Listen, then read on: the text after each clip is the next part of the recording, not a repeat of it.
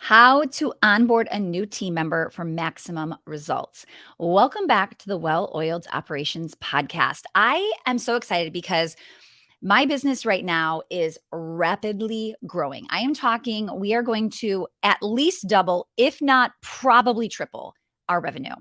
As somebody in the multiple seven-figure range, those are massive numbers. I know when people can say, like, we doubled our revenue and it was like 40,000, 80,000. No, we're talking doubled and tripled in the millions. Okay.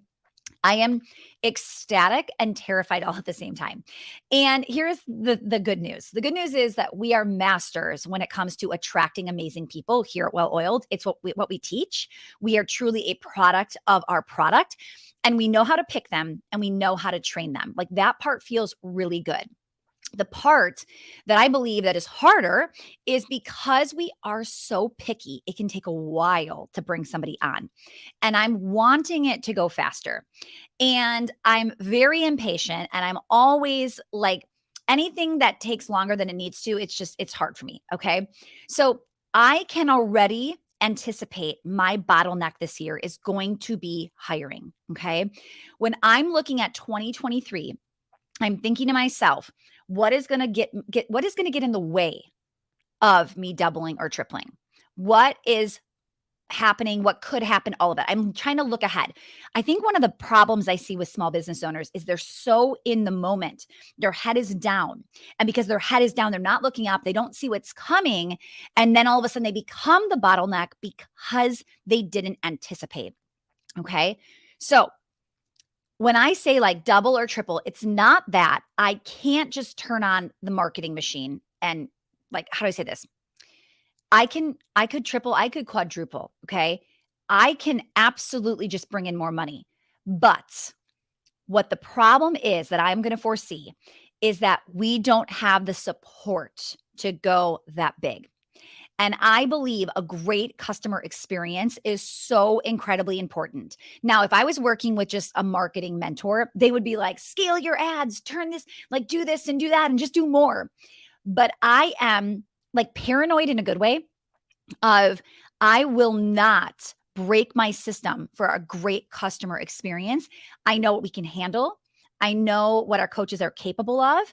And I will not, for the sake of more money, break those systems and take on more people than we can handle.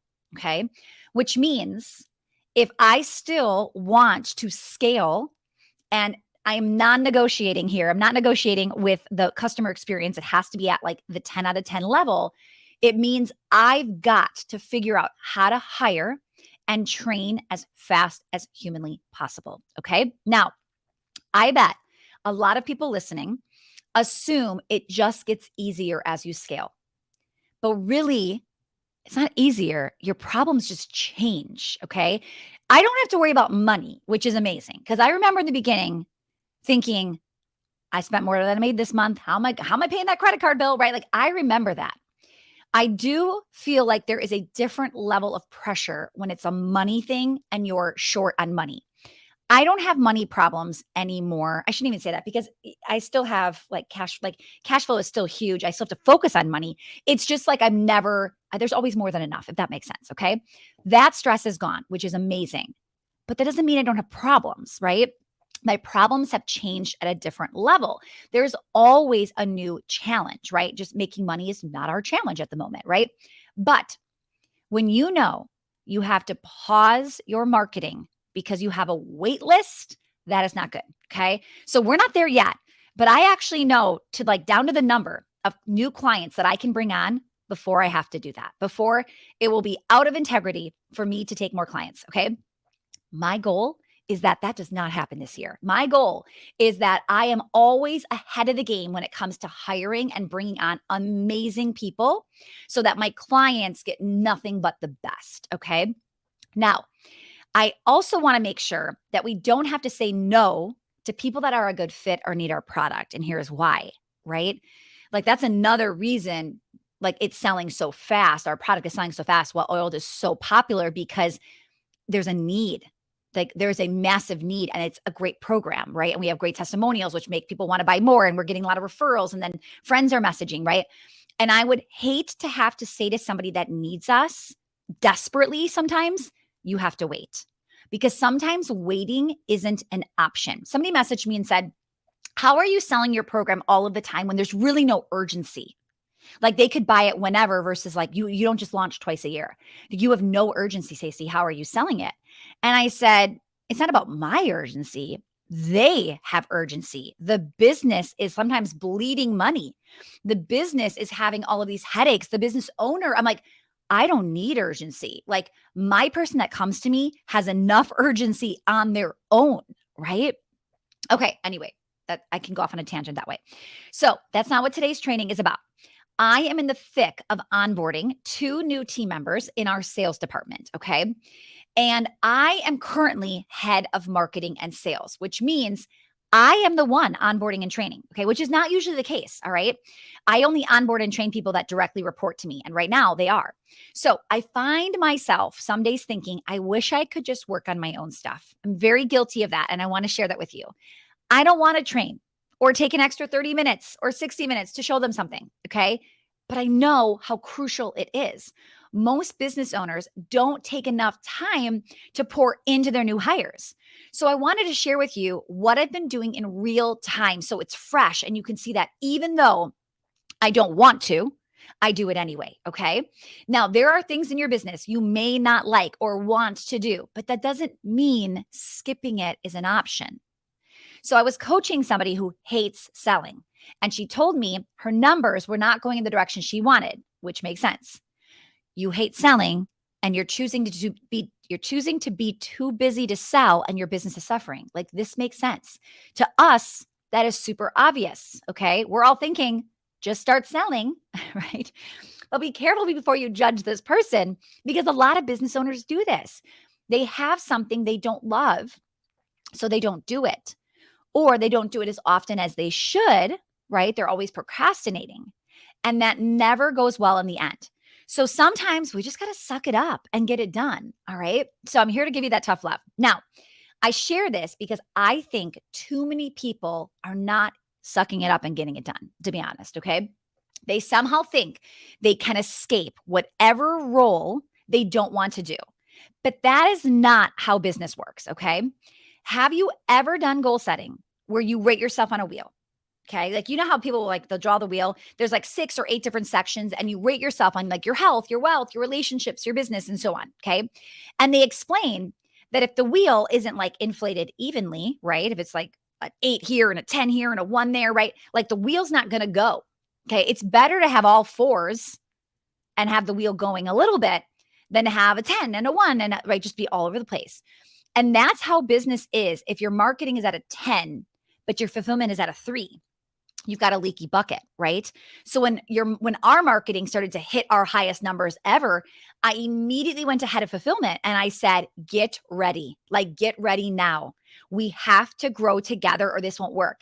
If I'm a 9 in marketing and fulfillment's at a 4, we're not going to do well, right? If I'm at a 9, they've got to get to a 9 immediately. Okay. Now there was a point when they were at like, let's say an 8 or a 7, let's say. I'm rating ourselves very low here. We're way better than this, but you see what I'm saying? There was a time they were at a 7 and my marketing was at a 4. And it's like marketing went from a 4 to an 8 and they got to catch up, right? So if you're thinking that maybe you're crushing in fulfillment right now, but I don't like marketing, so I'm not going to focus on marketing, you will feel it because no one has 100% retention. And if you don't market and sell your business, it's just going to get smaller, right? So hopefully that took care of why you need to pour into them, right? Even if you don't want to, right? It's just, you got to do it. You're the CEO. Now, I want to talk about what it looks like for me right now in onboarding. Okay. So here is my onboarding formula. Number 1 is support. We have a daily huddle, Monday through Friday. I was only going to daily huddles about 2 to 3 times per week before I hired them, right? The new people. However, now that there's 2 new hires and I'm working with them, I'm back on every daily huddle. So I want you to hear that. That's a different situation than I told you before. Okay. So after the huddle's over, I stick around with the new people every single day to give them support. Okay. All right. Now, I want to know what happened yesterday. Fill me in. Where did you win? Where'd you get stuck? How can we fix it? Right? Whether that's me showing them how to do the thing they didn't know or where they got stuck, I'm fixing in real time, right? Whatever it is, I'm trying to help them become stronger every single day, okay? So these meetings take more time in the beginning than they're going to in the future. Now, both of my hires are in sales, so it's easy for them to both stick around and meet to train them at the same time. However, if I hired somebody in sales and then somebody in fulfillment, yeah, they could benefit from hearing what's going on, but I don't really want to confuse somebody, right? It's already information overload when somebody comes into the business. And now I'm having them hear something completely different they have nothing to do with. Not a good idea. Okay. So I would want to be separating those meetings so that that doesn't happen. Now, I don't, fulfillment doesn't directly report to me, so I wouldn't have to worry about that. But maybe you're a little smaller and that would be the case. Okay. Do not do them together. Okay. Now, I do recommend don't hire more than one person at a time because it's a lot, right? They need you, especially in the beginning. Now, it's easier, like think about it. It's easier to have one baby than it is to have twins or triplets, right? Like, of course, one baby is going to be easier, right? I should say, if that baby is healthy, and yes, there's going to be exceptions to the rule, but typically, if we're talking one healthy baby versus two healthy babies, I would assume most people, twin moms, I would assume you're going to say, yes, one is easier, right? So if it's easier, right? Why are we not thinking like that when we're hiring? We're like, oh, let's just bring on 3 at one time. It's like, no. We don't want to do this. Okay. So with that said, the reason I'm doing it is because it is the same role and it makes sense for me. Okay. Now, I did my live training, Delegate Better, and I had somebody message and say she realized she was not ready to hire at all. She took her job posting down after she heard my masterclass and she DM'd me and she told me she realized, oh my goodness, I just saved thousands of dollars. Okay. She wasn't ready. She didn't have time to pour in. She had no idea what they were going to be doing, right? The typical story of, I assume they would come in and bring their experience and they would just take off and I would, not have to do anything. Okay. Now, on the support side, I brought on a role that I had never done before and I had never had in the company. So I actually purchased a program for this person. Okay. But I also put the time and energy into learning her role. So she might understand what the person teaches, but she doesn't quite know my product. So when I'm learning, I'm seeing opportunities she doesn't know even exist. Do not make this mistake. Okay. So when I watch the program, it also convinced me of a few things. Now, if the new girl would have watched it and said, oh, you need to do XYZ, I probably would have been like, no, we're fine. We use this. It's totally fine. It's going to work. It's going to be the same thing. Okay. She's new and she's probably not going to fight back when I say, no, it's fine. But when I watch the program and she says, oh, we need this. And I go, oh, you're right. I saw it too. Right. Do you see what I'm saying? Okay. We also came up with KPIs based off of this specific role, right? And what we were looking for in week 1. She knocked it out of the park on week 1. Okay. If I didn't watch that training, I don't know that I would have known that was knocking it out of the park. Does that make sense? So sometimes if it's a new position and you don't know what you're doing this new position, you need to be working with somebody who understands that role, right? Who understands what's good, what's not. Okay. So I'm a big believer in like finding that coach, finding that mentor, somebody's that's going to be able to tell you that. Okay. All right.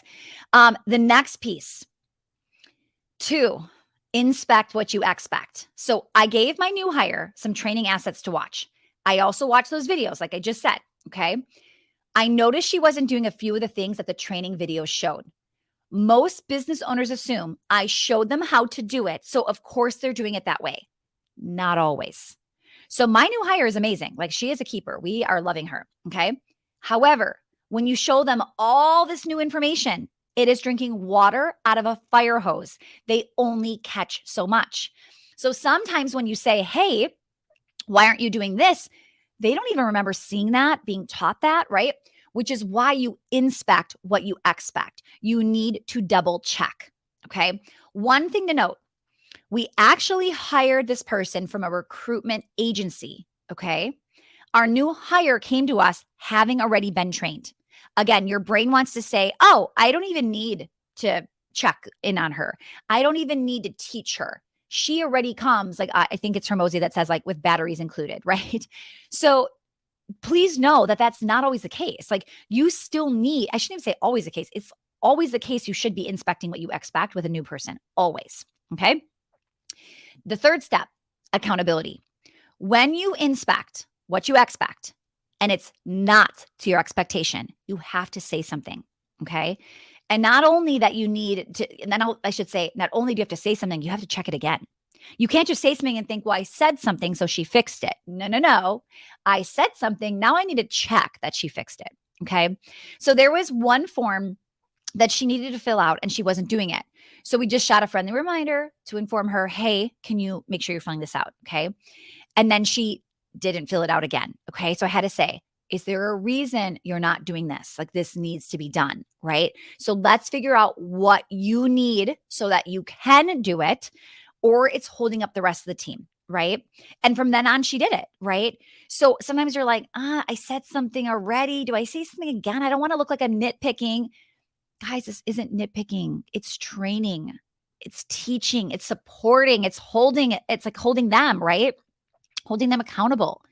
So sometimes it's just a matter of explaining why a system is the way it is. Sometimes it doesn't feel or seem important, so they skip it. Okay.